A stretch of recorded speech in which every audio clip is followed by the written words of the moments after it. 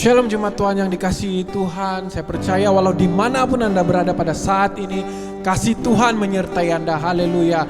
So sebelum kita memulakan pujian dan penyembahan kita, mari kita sama-sama berdoa untuk Tuhan. Haleluya. Mari kita angkat tangan.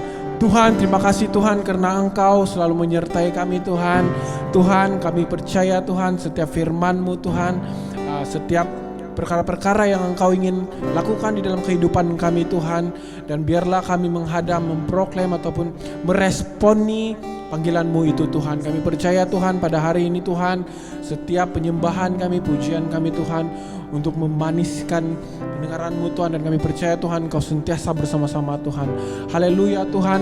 Dan anak-anak Tuhan yang percaya katakan amin. Haleluya.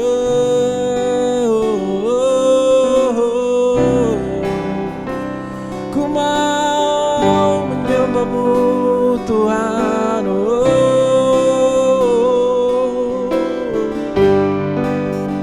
Haleluya Tuhan.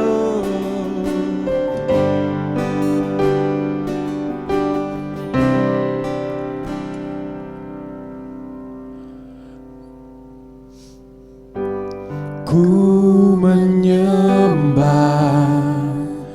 dalam kudus hadirat-Mu, hampiri tata kasih karunia-Mu Bapa.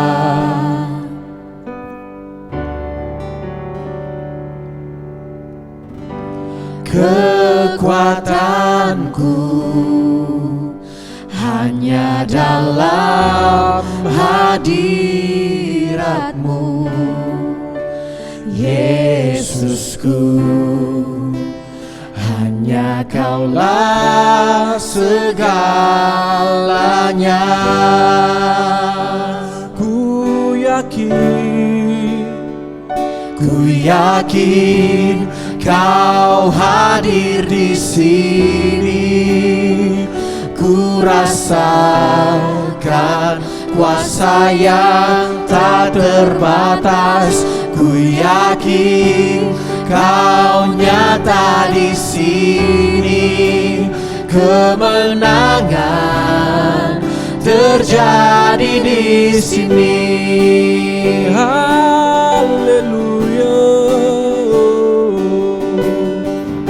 Ku mau menyembah-Mu Tuhan. Kekuatanku hanya dalam hadirat-Mu, Yesusku. Hanya Kaulah segalanya. Ku yakin Kau hadir di sini. Ku rasakan kuasa yang tak terbatas. Ku yakin Kau nyata di sini. Kemenangan terjadi di sini. Ku yakin Kau hadir di sini. Ku rasakan kuasa yang tak terbatas. Ku yakin Kau nyata di sini, kemenangan terjadi di sini. Segenap hatiku, segenap jiwaku memuji-Mu. Sungguh besar Kau Yesusku. Segenap hatiku menyembah-Mu. Kau besar Tuhan. Kau besar, Kau besar, Kau besar.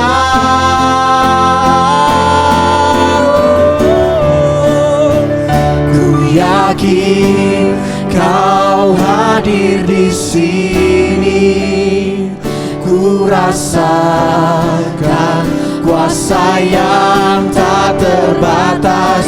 Ku yakin Kau nyata di sini, kemenangan terjadi di sini. Ku yakin Kau hadir di sini. Ku rasakan kuasa yang tak terbatas. Ku yakin Kau nyata di sini, kemenangan terjadi di sini. Kesembuhan terjadi di sini, kelepasan terjadi di sini.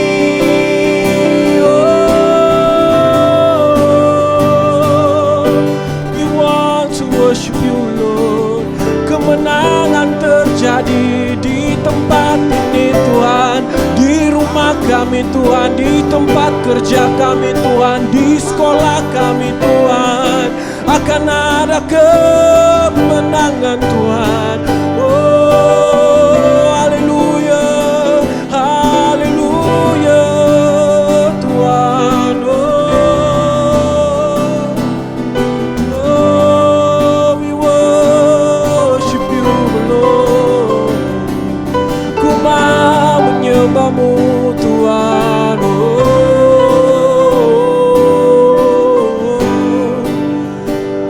Haleluya.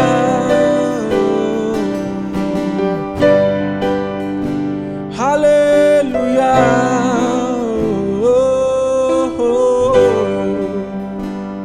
Kau yang termulia, Tuhan.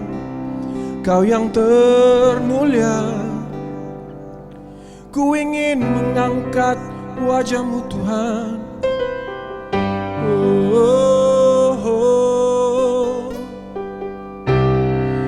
Jangan tinggalkan kami, Tuhan. Haleluya. Haleluya.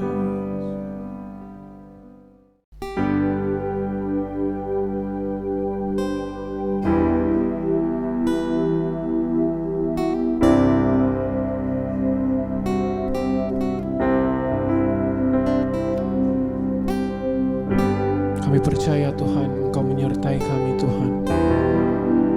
Hadirat-Mu, Tuhan, bersama-sama dengan kami, Tuhan. Itu yang pasti, Tuhan. Haleluya, Tuhan.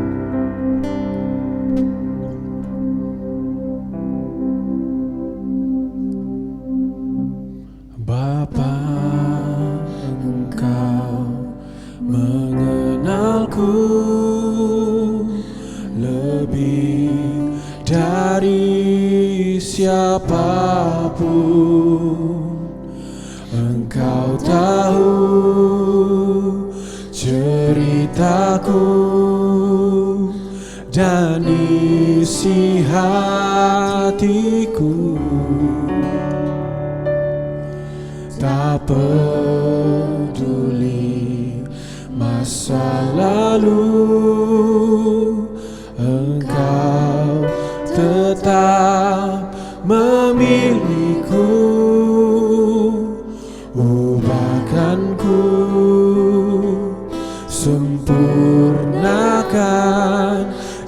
jadi karya yang indah. Kini aku percaya tiada yang mustahil bagimu. Kuasa-Mu kuatkanku, dasarku berharap. Kini aku berserah pada rancangan-Mu bagiku. Ku ikuti panggilan-Mu, ku kan setia sampai akhir hidupku. Yesus, ku mau menyembah-Mu Tuhan. Bapa, Engkau mengenalku lebih dari siapapun. Engkau tahu ceritaku dan isi hatiku. Tak peduli masa lalu, Engkau tetap memilihku. Ubahkanku, sempurnakan jadi karya yang indah. Mari semua, kini aku percaya tiada yang mustahil bagimu. Kuasa-Mu kuatkanku, dasarku berharap. Kini aku berserah pada rancangan-Mu bagiku. Ku ikuti panggilan-Mu, ku kan setia sampai akhir hidupku.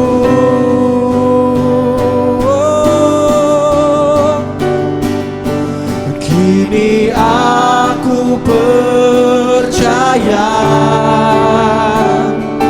tiada yang mustahil bagimu.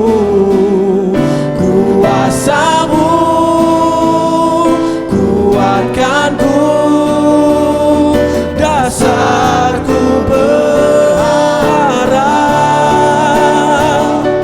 Kini aku berserah pada rancangan-Mu bagiku. Ku ikuti panggilan-Mu, ku kan setia sampai akhir hidupku.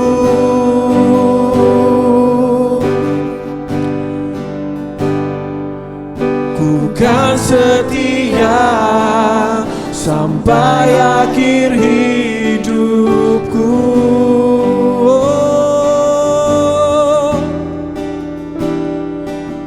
Ku kan setia sampai akhir hidupku.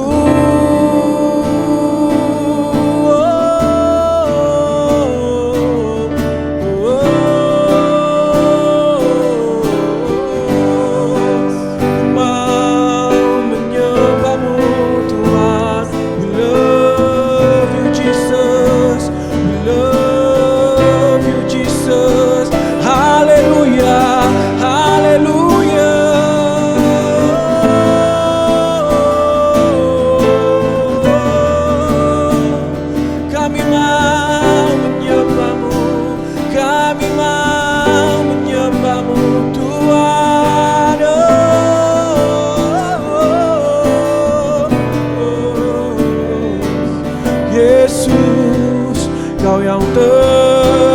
nama Tuhan. Oh, haleluya. Haleluya Tuhan. Haleluya Tuhan. Kami percaya Tuhan, Engkau menyertai kami Tuhan, sentiasa bersama-sama dengan kami Tuhan, memberikan yang terbaik Tuhan, selalu memberikan yang terbaik buat kami Tuhan. Tidak ada kata lain Tuhan selain kami berterima kasih Tuhan. Kami berterima kasih Tuhan. Kami berterima kasih Tuhan. Haleluya Tuhan. Haleluya. Amin.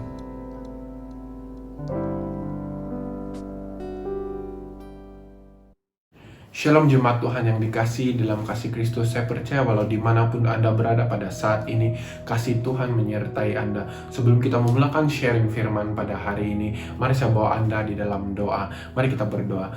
Tuhan, terima kasih Tuhan karena Engkau selalu bersama-sama dengan kami Tuhan. Tuhan, pada hari ini Tuhan kami ingin belajar bagaimana untuk membina hubungan bersama Engkau kembali Tuhan. Dan biarlah benih-benih yang baru Tuhan tersemai dalam diri kami Tuhan, supaya kami faham, kami mengerti Tuhan apa yang Engkau kehendaki dalam kehidupan kami Tuhan. Terima kasih Tuhan, dan anak-anak Tuhan yang percaya katakan amin. Pada hari ini tema ataupun rema yang Tuhan sampaikan kepada saya dan diberikan kepada Anda semua yang di rumah adalah rebuild relationship with God. Di dalam bahasa Melayunya adalah memulai keintiman bersama Tuhan kembali. Haleluya. So pada hari ini saya ingin berdoa supaya kita semakin dekat dengan Tuhan. Kita tahu priority kita tidak confused dengan priority kita, tetapi kita semakin benar di hadapan Tuhan. Dan apa priority yang pertama yang Tuhan ingin sampaikan kepada kita adalah yang pertama, God is first. And then people come second, and then follow by everything else. Apabila kita mengutamakan Tuhan di dalam kehidupan kita, kita akan nampak benar di hadapan Tuhan. Amin semua. So kunci keberhasilan setiap kemenangan kita itu terletak pada keintiman, bukan usaha kita sendiri. Pada malam ini saya ingin share kepada Anda dua tokoh di dalam Alkitab, yaitu yang pertama tentang Musa, kejadian Musa, dan juga yang kedua adalah Raja Daud. Dan kedua tokoh ini sebenarnya mereka mengisahkan tentang keintiman mereka bersama Tuhan. Dan saya percaya bahwa pada malam ini kita akan tangkap apa itu hubungan, bagaimana Daud dan juga Musa membina hubungan yang sangat benar di hadapan Tuhan. Begitu juga kita akan membina hubungan dengan Tuhan selepas khotbah pada hari ini. Amin, haleluya semua. Sebelum itu, mari saya masuk kembali tentang kunci keberhasilan setiap kemenangan. So, setiap kemenangan kita itu terletak kepada keintiman, bukan soal usaha kita sendiri. So, sebagai contohnya, ia bukan soal perlombaan membaca Bible, kita akan semakin diurapi atau diberkati. Tetapi keintiman itu adalah bagaimana kita menikmati Tuhan setiap hari di dalam kehidupan kita. We are enjoying, kita menikmati persekutuan dengan Tuhan itu. So apapun yang kita lakukan tidak boleh dipisahkan dengan keintiman kita bersama Tuhan. Maksudnya itu adalah kehidupan seharian kita selalu bersama-sama dengan Tuhan. Kita selalu mengutamakan Tuhan di dalam kehidupan kita daripada diri kita sendiri dahulu. So sesuai di dalam Mazmur 37 ayat yang keempat, dan bergembiralah karena Tuhan, maka Ia akan memberikan kepadamu apa yang diinginkan hatimu. Maksudnya di situ kalau kita enjoy menikmati persekutuan bersama Tuhan, kita akan diberikan apa yang diinginkan hati kita. Kita akan merasa kenikmatan itu bersama-sama dengan Tuhan. Haleluya semua. So, saya ada 2 poin yang ingin disampaikan tentang keintiman bersama Tuhan. Bagaimana kita ingin membina kembali hubungan bersama Tuhan. Yang pertama sekali adalah membina semula hubungan di dalam kebenaran. Di dalam poin ini, saya akan membawa Anda masuk di dalam cerita Musa, bagaimana dia membina hubungan bersama Tuhan kita Yesus Kristus. Haleluya. Di dalam cerita Musa, selama mereka berada di padang gurun 40 hari 40 malam, Musa bersama dengan Tuhan di atas gunung Sinai. Dan pada hari yang ke-40 hari itu, Tuhan memerintahkan Musa turun dari gunung Sinai untuk melihat bangsa Israel pada saat itu. Tapi sebenarnya Musa dia tidak ingin turun, dia masih ingin bersama-sama dengan Tuhan. Itulah tingkat keintiman Musa dengan Tuhan. Tetapi Tuhan menyuruh Musa untuk turun juga untuk melihat bangsa Israel pada saat itu. Sebab jika kita lihat di dalam Keluaran 32 ayat 7, berfirmanlah Tuhan kepada Musa, pergilah, turunlah, sebab bangsamu yang kau pimpin keluar dari tanah Mesir telah rusak lakunya. Maksudnya Tuhan ingin Musa melihat apa yang sudah dilakukan oleh bangsa Israel pada saat itu. Musa tidak mau turun. Apabila kita melihat kembali cerita 40 hari 40 malam Musa berada di Gunung Sinai bersama Tuhan ini, mungkin di dalam pemikiran manusia kita, adakah Musa lapar atau tidak semasa 40 hari 40 malam itu? Tetapi bagi Musa ini bukan dia tidak lapar, tetapi pemikiran dan hatinya bukan soal makanan lagi, tetapi tempat yang dia berada pada saat itu bersama-sama dengan Tuhan, di dalam hadirat Tuhan, membina hubungan bersama Tuhan pada saat itu.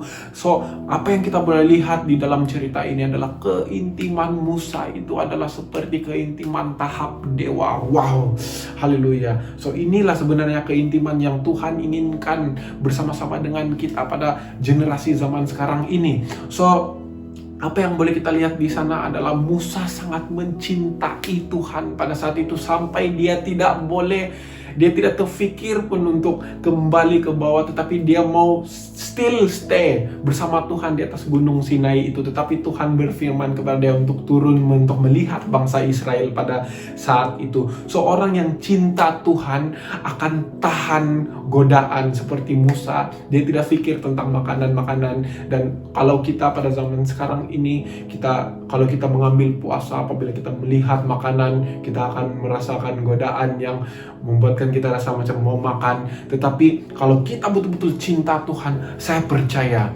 Anda adalah orang yang tahan godaan daripada semua itu. Haleluya.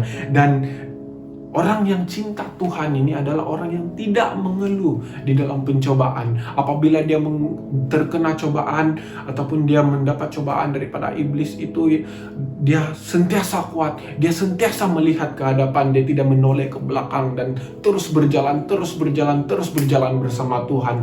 Amin. So, Tuhan memerintahkan Musa ke tepi. So, ini menceritakan tentang di Keluaran 32 ayat 10 ini, Tuhan memerintahkan Musa ke tepi untuk menghancurkan ke semua bangsa Israel. Pada saat itu Tuhan sangat murka dengan bangsa Israel karena mereka melakukan penyembahan berhala. Mereka membuat satu patung lembu semasa itu dan membuatkan kemurkaan Tuhan. Mari kita tengok di Keluaran 32 ayat 10. Oleh sebab itu biarkanlah aku supaya murkaku bangkit terhadap mereka, dan aku akan membinasakan mereka, tetapi engkau akan kubuat menjadi bangsa yang besar.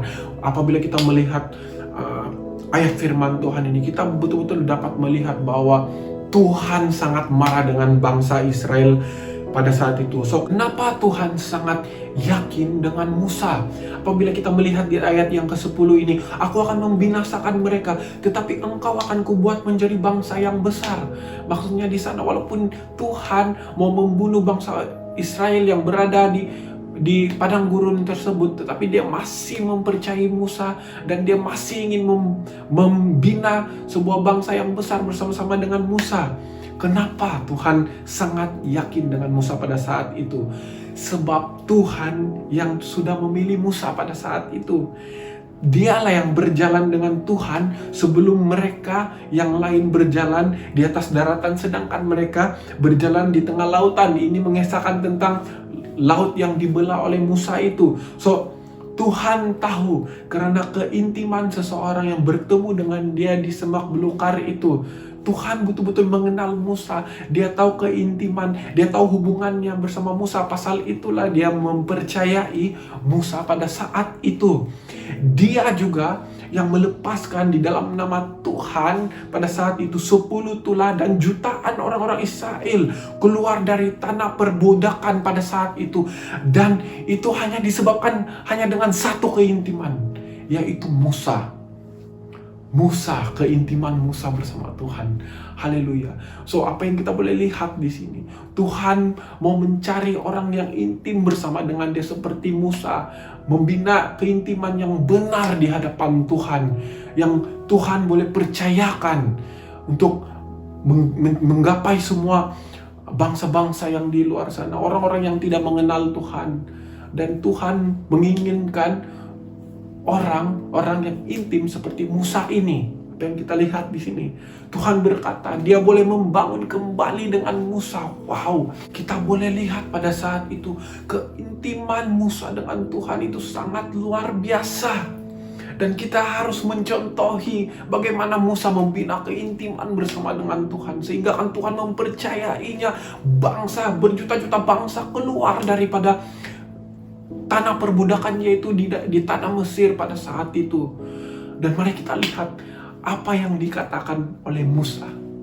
Apa yang dikatakan oleh Musa semasa Tuhan berkata dia ingin menghancurkan, membunuh semua bangsa Israel pada saat itu. Karena ingat, apabila kita intim dengan Tuhan, akan ada keserupaan dengan Tuhan yang berlaku dalam kehidupan kita. Kita akan menjadi seperti Tuhan. Dan keintiman Musa telah menjadikan dia serupa dengan Tuhan pada saat itu. Apa sifat-sifat Tuhan pada saat itu? Murah hati, peramah, pengampun, pemaaf, penyayang, pengasih, memberi kesempatan dan peluang kedua. Itu adalah sifat-sifat Tuhan. Dan Musa mempunyai keserupaan disebabkan keintimannya. Musa tersungkur dengan kepalanya dahulu di kaki Allah. Dan dia berkata kepada Tuhan, ampuni mereka Tuhan. Ampuni mereka Tuhan. Itu yang dikatakan oleh Musa pada saat itu. Musa memperingati Tuhan di dalam Keluaran 30 ayat 11 hingga 14. Dia memperingati Tuhan atau kekasih jiwanya pada saat itu tentang apa yang Tuhan sudah lakukan kepada bangsa Israel ini. Dia membawa keluar bangsa Israel daripada tanah perbudakan itu hingga keluar dan membawa mereka, dan dia memperingati Tuhan apa yang akan difikirkan oleh orang daripada bangsa-bangsa yang lain tentang jikalau dia membunuh bangsa Israel pada saat itu. Dan apa yang berlaku di dalam ayat yang ke-14. Dan menyesallah Tuhan karena malapetaka yang dirancangkannya atas umatnya. Wow, Tuhan menyesal. Kenapa? Karena keintimannya dengan Musa pada saat itu. Dia mendengar. Dia berkata kepada Musa pada saat itu, disebabkan doamu, disebabkan sembayangmu, aku mendengarkan engkau. Aku tidak akan membunuh bangsamu. Aku tidak akan membunuh bangsa Israel ini. Disebabkan engkau Musa. Ini adalah hubungan yang sangat intim dengan Tuhan itu sekali. Tuhan mempercayakan Musa pada saat itu. Oleh karena Musa, Tuhan tidak jadi melenyapkan Israel. Oleh karena doa, sembahyang, dan keintiman bersama Tuhan. Haleluya, wow. Ini yang Tuhan inginkan pada generasi kita pada saat ini. Dia mau kita intim. Dia mau kita intim seperti Musa. Dia mau kita menjadi seperti Musa. Ada keserupaan bersama dengan Tuhan. Orang yang selalu intim bersama Tuhan pasti bisa memulai kembali. Jika dia jatuh 7 kali, dia akan bangkit 7 kali juga. Itu yang pasti. Karena ada keserupaan yang berlaku di dalam kehidupannya. Dia menjadi serupa dengan gambaran Tuhan. Tuhan tidak pernah putus asa. Dan begitu juga orang yang serupa dengan gambaran Tuhan. Dia tidak akan pernah putus asa. Walaupun 7 kali dia jatuh, dia akan membangun 7 kali juga. Amin semua. So, definisi orang benar adalah orang yang intim bersama Tuhan. Seperti Musa. Haleluya. Dan orang yang dekat dengan Tuhan diberitahukan perjanjian karena Allah bergaul karib dengan orang-orang yang takut dan kagum akan Dia. Jika kita kagum dan takut akan Tuhan, kita akan menjadi kawan karib Tuhan. So di dalam Yohanes 15 ayat 14, kamu adalah sahabatku jikalau kamu perbuat apa yang kuperintahkan kepadamu. Kita menjadi sahabat Tuhan, kita menjadi intim bersama Tuhan. Kita akan bersama-sama dengan Tuhan, seperti Musa bersama-sama dengan Tuhan. Dan jadilah seperti Musa. Dan saya percaya bahwa ini adalah panggilan kita, generasi sekarang, untuk membina hubungan bersama Tuhan. Karena Tuhan ingin melihat keserupaan itu, keserupaan seperti dengan Dia. Kita menyembah Tuhan, kita memaafkan orang lain, kita menjadi murah hati di depan Tuhan. Kita menjadi pemaaf kepada orang lain, penyayang kepada orang lain. Kita mengasihi orang lain, kita mempedulikan orang lain sebelum diri kita. Itu adalah sifat-sifat Tuhan dan keserupaan Tuhan yang Tuhan inginkan dalam kehidupan kamu.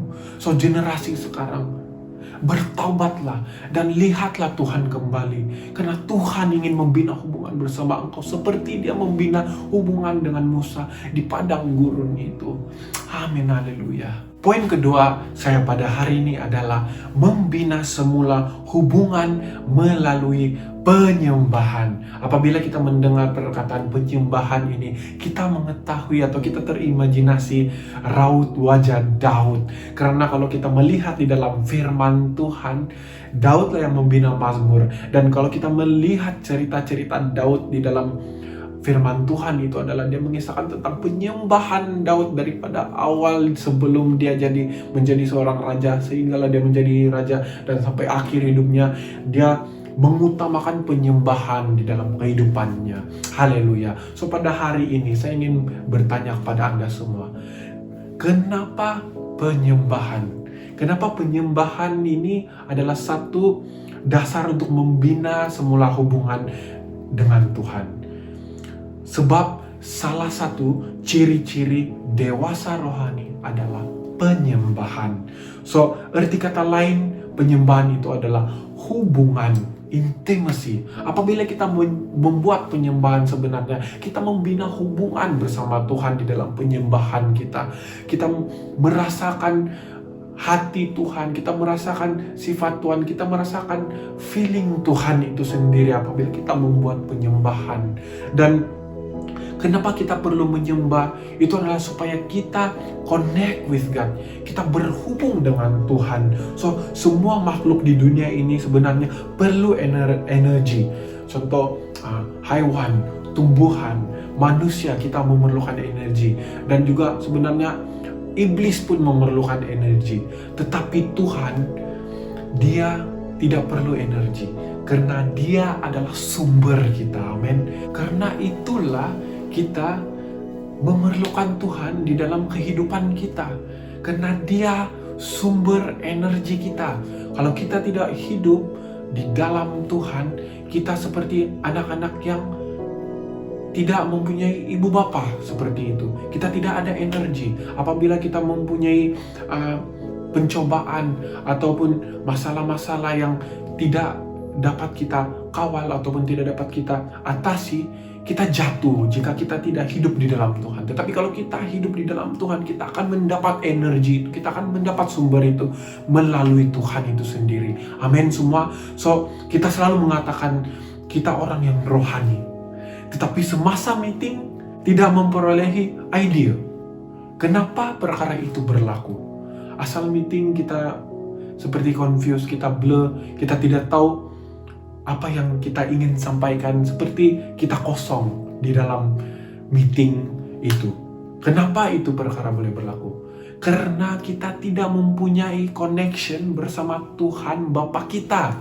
So pada hari ini, jika kamu merasakan bahwa kamu orang itu, selidikilah dirimu dan lihat kembali hubunganmu bersama Tuhan. Adakah engkau betul-betul mengenal Tuhan? Adakah engkau hidup di dalam Tuhan?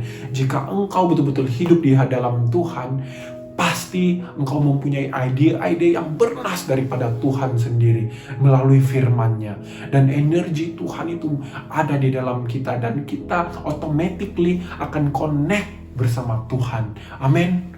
So, seterusnya, penyembahan itu bukan soal musik atau nyanyian sahaja. Apabila kita mendengar pada zaman sekarang ini kalau kita mendengar tentang oke, mari kita membuat penyembahan. So, apa yang terlintas atau apa yang terketik di dalam minda kita adalah soal musik dan nyanyian. Of course, musik dan nyanyian itu penting, tetapi jangan perbatasi penyembahan. Maksud penyembahan itu sebenar. Penyembahan itu adalah hubungan. Ini soal lifestyle. Bagaimana kehidupan kau? Mungkin contoh sebelum ini kita cakap, oke, mari saya buat penyembahan. Kita membuat nyanyian dan juga bermain musik 2-3 jam. So, kalau kita membuat penyembahan selama 2-3 jam itu, dan 21 jam itu apa yang kita lakukan? Adakah kita melakukan perkara yang lain? Di dalam firman Tuhan berkata, sembahlah aku setiap hari, setiap masa.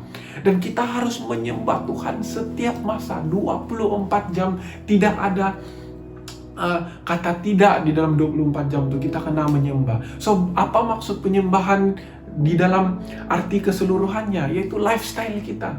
Apabila kita berjalan, kita mengutamakan Tuhan, kita mendapat hadiah daripada bos contohnya, kita cakap, Tuhan terima kasih. Itu adalah penyembahan. Karena engkau mengutamakan Tuhan dahulu di dalam kehidupan kau. Seperti Musa mengutamakan Tuhan, begitu juga kita mengutamakan Tuhan yang pertama. Itu adalah penyembahan. Itulah hubungan kita bersama Tuhan. Apabila kita baru bangun daripada tidur, kita terus berdoa kepada Tuhan. Tuhan terima kasih Tuhan untuk hari yang baru Tuhan. Itu adalah penyembahanmu. Itu adalah penyembahan. Ini adalah 24 jam. Kita menyembah Tuhan, membina hubungan. Penyembahan itu adalah hubungan bersama Tuhan. Amin semua. Saya percaya bahwa Anda sekarang ini sudah mengetahui apa itu penyembahan yang sebenar.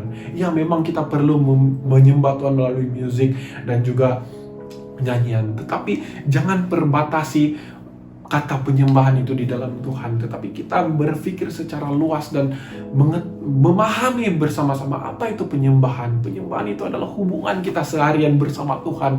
24 hour we worship Lord. Amin, haleluya semua. Dan seterusnya adalah apabila kita melihat Daud, mari kita bercerita tentang Daud pada saat ini. Daud orang yang membangun hidupnya karena dia rindu Tuhan. Apabila kamu tahu cerita tentang Daud sebenarnya, kalau pada zaman dia pada saat itu, dia ini orang yang ditolak, kita boleh katakan begitu. Pria yang ditolak, pria yang tidak guna pada saat itu untuk bangsa Israel. Kenapa? Sebab dia berbadan kecil dan fisikalnya ataupun apa yang ada kepadanya itu bukan apa yang bangsa Israel mahukan pada saat itu. Tetapi apa yang Daud lakukan? Dia berseorangan di dalam hutan menjaga domba-domba, dan ibu bapanya pun sebenarnya Daud tersisi oleh ibu bapanya. Dorang tidak mempercayai Daud daripada abang-abangnya yang lain, semua gagah perkasa berperang di tengah peperangan bersama tentara-tentara Israel pada saat itu. Tetapi Daud apa yang dia lakukan? Dia masuk ke hutan dan menjaga domba-domba di hutan. Dan apa yang dia lakukan di sana? Dia merindukan Tuhan. Dia menyembah Tuhan. Hanya bukan didengar oleh manusia pada saat itu. Dia didengari oleh hewan-hewan yang berada di hutan pada saat itu. Domba-domba, burung, tupai, dan semacam-macam lagi hewan yang ada di dalam hutan pada saat itu. Itulah yang melihat Daud. Dan Tuhan senang.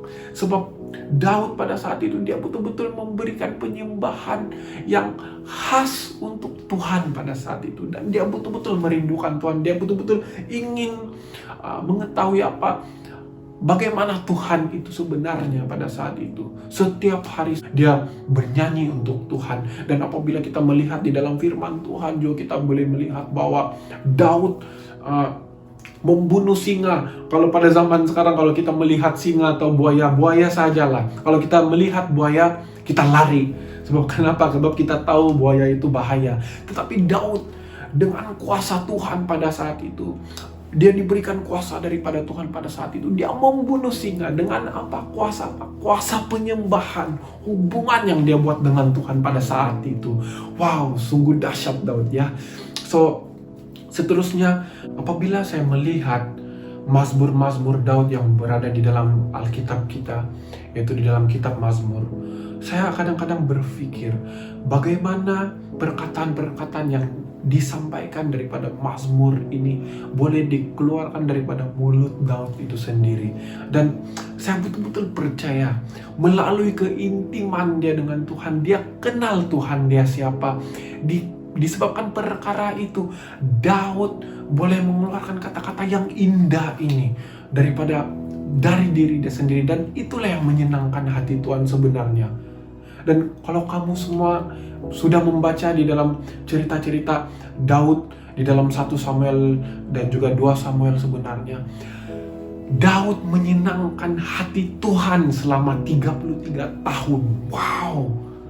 Lihat, hanya dengan penyembahan, hanya dengan ketulusan hati, memberitahukan kata-kata yang indah kepada Tuhan melalui diri dia sendiri, dia menyenangkan hati Tuhan. Apapun yang dia lakukan, dia menyenangkan hati Tuhan.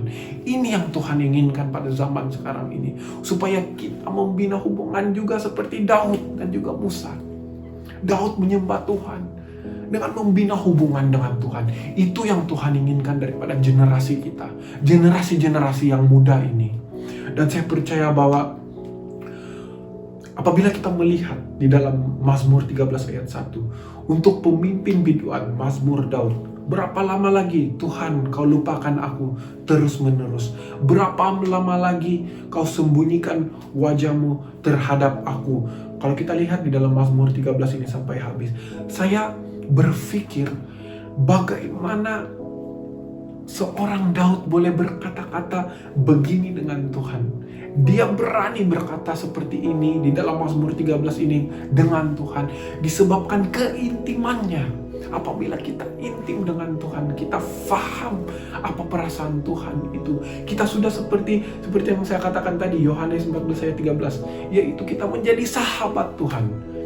Mazmur berdoa kepada Tuhan seperti dia dan Tuhan itu adalah sahabat. Kalau kita lihat di dalam Mazmur 13 ini, apa yang kita boleh lihat di sini? Daud membina quality hubungan dengan Tuhan. Dan pada zaman sekarang, mari kita membina hubungan quality kepada Tuhan kembali. Ini yang Tuhan inginkan. Dan mari kita lihat di dalam teguran Nabi Nathan di dalam 2 Samuel 12. So, apa yang kita lihat di dalam cerita ini, saudara semua boleh membaca di rumah juga di dalam 2 Samuel 12, teguran Nabi Nathan kepada Daud semasa Daud merampas istri daripada tenteranya. Dan apa yang teguran Nabi Nathan itu adalah, ya, Tuhan sangat murka dengan Daud dengan apa yang dia lakukan. Dan mari kita lihat apa jawaban Daud semasa dia ditegur oleh Nabi Nathan. Mazmur 38 ayat 21. Jangan tinggalkan aku, ya Tuhan Allahku. Janganlah jauh daripadaku. Daud bukan kata ampuni aku Tuhan, tetapi dia berkata jangan tinggalkan aku ya Tuhan. Maksudnya apa di sana? Daud tahu hubungannya dengan Tuhan, sampaikan dia tahu kalau Tuhan tinggalkan dia tidak bisa melakukan apa-apa di luar Tuhan. Begitu juga dengan kita. Kita tidak bisa hidup di luar Tuhan. Karena kita perlukan energi, kita perlukan sumber itu. Kita perlukan sumber daripada Tuhan itu. Karena Tuhan yang memberikan sumber kuasa dan energi kepada kita. Kita lihat jawaban Daud. Ini adalah quality hubungan dia dengan Tuhan. Hanya orang yang ada hubungan yang sangat intim bersama Bapaknya saja boleh mengeluarkan kata-kata seperti ini. Jangan tinggalkan aku ya Tuhan Allahku. Janganlah jauh daripadaku. Wow. Haleluya Tuhan. Saya percaya bahwa semua kita tergerak untuk membina hubungan bersama Tuhan kembali. Walau dimanapun Anda berada, saya ingin doakan kepada Anda supaya kita semua sadar, generasi ini sadar bahwa apa yang penting pada saat ini adalah Tuhan ingin membina hubungan bersama kita. Dan perkara-perkara yang lain akan datang. Tapi yang pertama sekali, jaga imanmu, jaga hubunganmu, jaga keintimanmu bersama Tuhan. Itu yang Tuhan inginkan. Haleluya. Dan di dalam Kisah Para Rasul 15 ayat 16 hingga 17, sebenarnya ini adalah pesanan Tuhan Yesus kepada akhir zaman, yaitu bangsa akhir zaman, yaitu kita generasi akhir zaman ini. Mari kita baca di dalam ayat yang ke-16.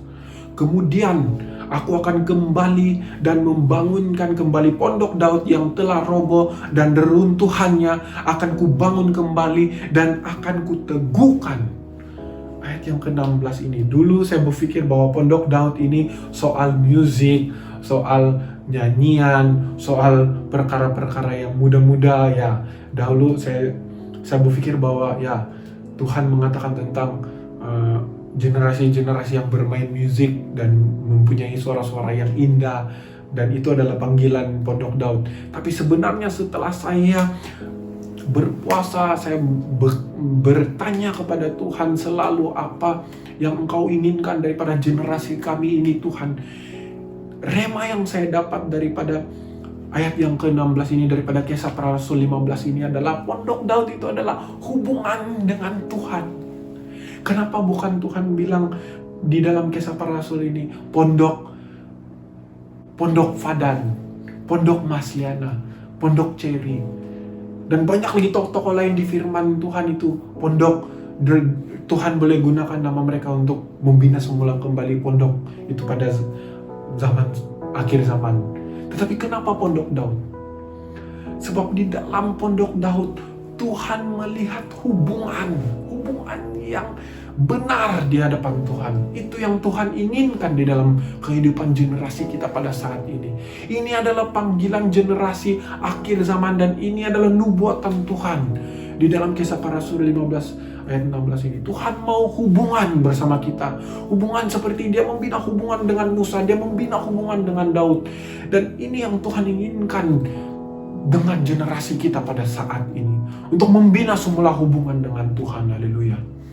Dan apabila kita membina hubungan dengan Tuhan, mari kita lihat apa yang akan terjadi dan apa yang berlaku kepada bangsa ini jika kita membina hubungan dengan Tuhan kembali. Di ayat yang ke-17, ini yang akan terjadi jika kita membina hubungan dengan Tuhan, dan ini yang Tuhan inginkan untuk generasi ini, yaitu semua orang lain mencari Tuhan kembali. Dan segala bangsa yang tidak mengenal Allah, yang kusebut milikku, demikianlah firman Tuhan yang melakukan semuanya itu. Maksudnya apabila kita membina hubungan dengan Tuhan, semua orang-orang yang tidak percaya, orang yang tidak mengenal Tuhan akan mencari kembali. Kita akan menjadi alatnya, senjata Tuhan untuk mengambil semula hati bangsa-bangsa yang di luar sana dan orang-orang yang tidak mengenal Tuhan. Dan mereka akan mencari Tuhan kembali melalui kita. Kita menjadi garam dan terang dunia ini. Amin. Dan pada Mazmur 50 ayat yang kedua berkata begini, dari Sion puncak keindahan Allah tampil bersinar. Apa maksudnya di sini adalah apabila kita mengikuti apa yang Tuhan inginkan di dalam Kisah Para Rasul 15 ayat 16 dan 17 ini, apa yang akan berlaku di puncak Sion, dari Sion puncak keindahan, kita membesarkan nama Tuhan Allah yang tampil bersinar. Wow, kita memuliakan nama Tuhan jika kita menyahut panggilan ini, yaitu hubungan, membina hubungan kembali bersama Tuhan. Kita memuliakan Tuhan. Dan itulah tujuan kita sebenarnya, untuk memuliakan Tuhan kembali. Amin. Dan saya percaya bahwa Anda merasakan dan Anda sudah berkobar-kobar untuk membina hubungan bersama Tuhan kembali. Bina dulu hubungan bersama Tuhan, dan baru saya percaya bahwa perkara-perkara yang lain akan datang menyusul. Dan kamu akan menjadi pemimpin, pelopor, pemurid yang luar biasa di depan Tuhan.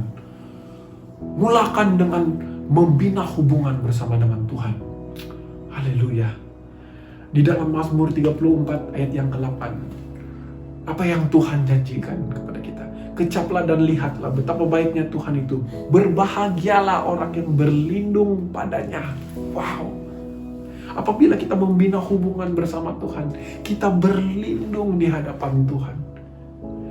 Kita berada di dalam hadirat Tuhan. Kita mendapat energi daripada Tuhan. Saya percaya bahwa generasi kita pada saat ini, saudara-saudara yang ada di rumah pada saat ini, kamu meresponi panggilan ini. Tuhan ingin kita membina hubungan.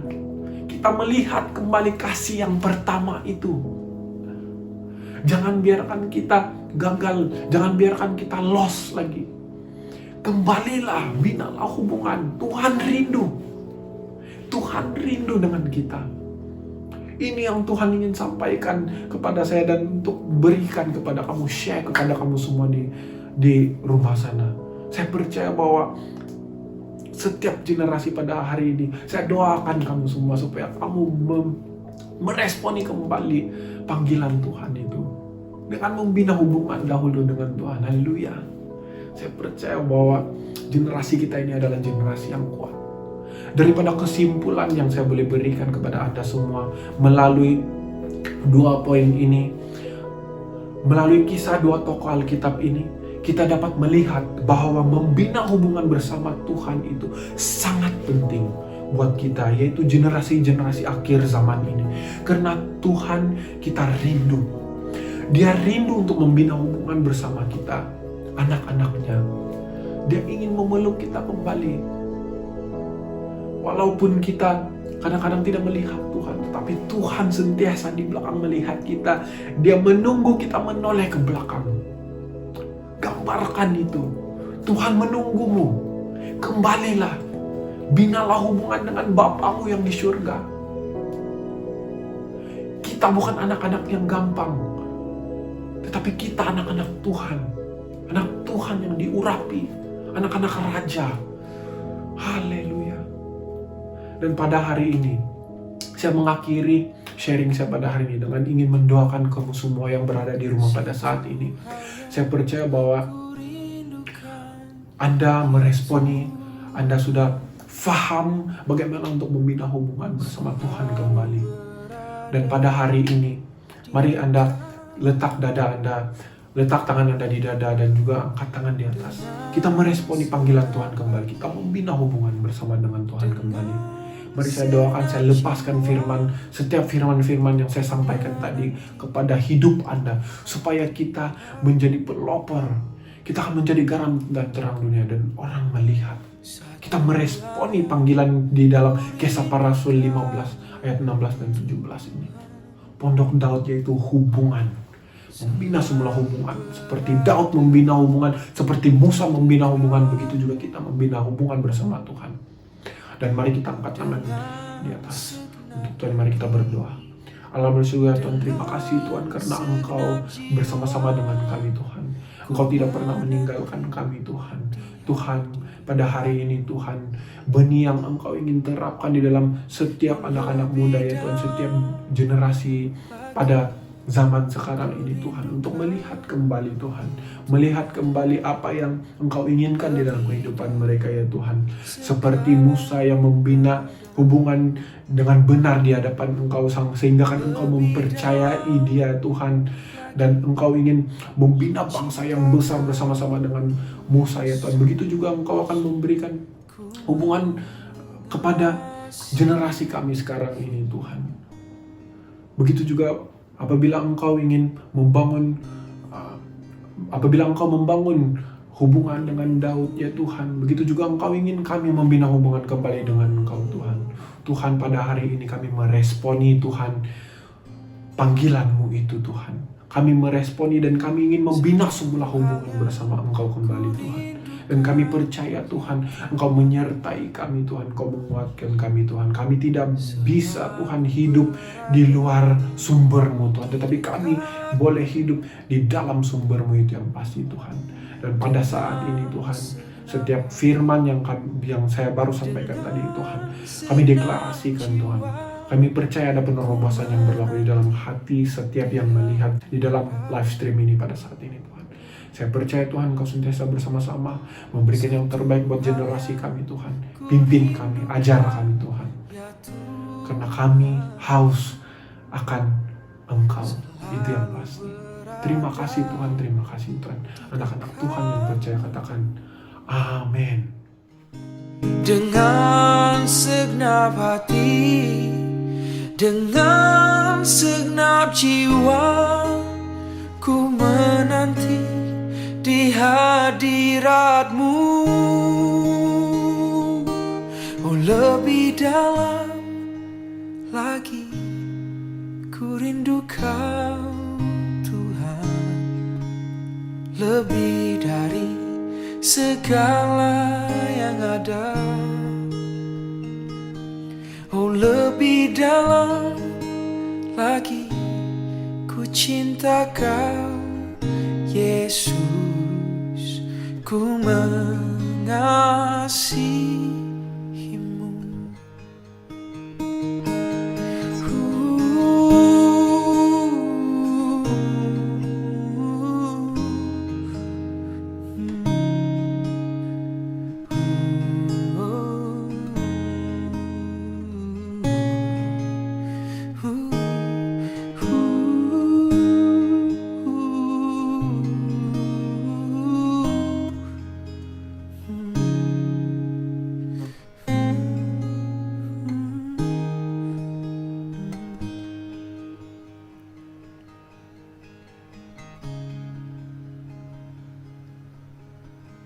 Kasih-Mu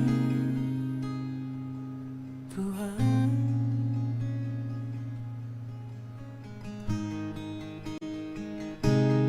ku mengasihi-Mu karena Kau lebih dahulu, karena Kau lebih dahulu